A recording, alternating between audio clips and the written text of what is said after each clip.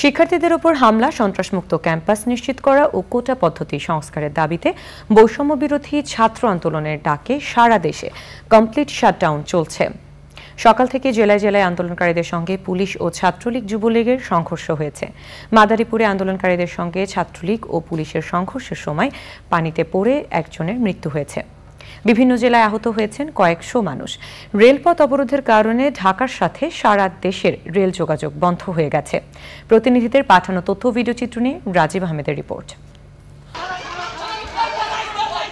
Complete shutdown কর্মসূচির অংশ হিসেবে সকালে মাদারীপুরে কোটা বিরোধী শিক্ষার্থীরা প্রধান প্রধান সড়ক অবরোধ করে। কোটা বিরোধী আন্দোলনের শিক্ষার্থীদের সাথে ছাত্রলীগ ও পুলিশের দফায় দফায় ধাওয়া পাল্টা ধাওয়ার ঘটনা ঘটে। সে সময় পুলিশ লাঠিচার্জ করলে শিক্ষার্থীরা লেকের পানিতে লাফিয়ে পড়ে। এ ঘটনায় লেকের পানিতে পড়ে এক শিক্ষার্থী নিখোঁজ হন। পরে ফায়ার সার্ভিস এসে মরদেহ উদ্ধার করে। এ ঘটনায় আহত হয় কমপক্ষে ২৫ জন।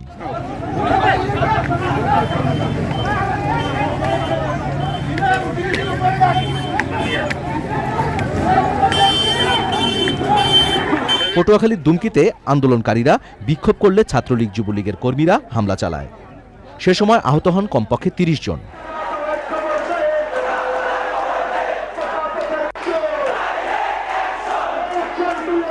টাঙ্গাইলে পুরাতন বাস স্ট্যান্ড এলাকায় পুলিশের সঙ্গে আন্দোলনকারীদের সংঘর্ষে আহত হন ২০ জন।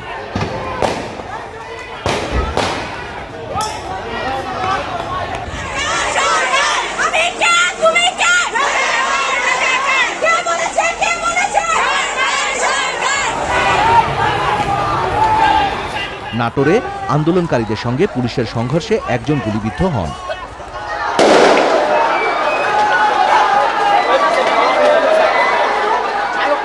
রাজশাহী মহানগরীতে কোটা আন্দোলনকারীদের সঙ্গে ছাত্রলীগ যুবলীগের সংঘর্ষের ঘটনায় আহত হয় কমপক্ষে ২০ জন।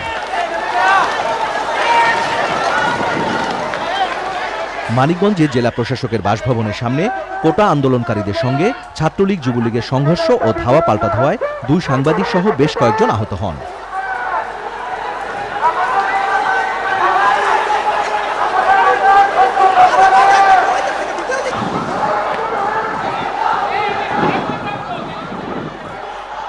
চট্টগ্রামে শাহ আমানত সেতু এলাকায় আন্দোলনকারীদের সঙ্গে পুলিশের সংঘর্ষ হয়।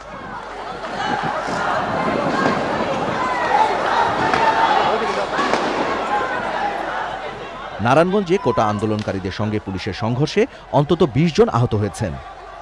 Rajib Ahmed, channel I.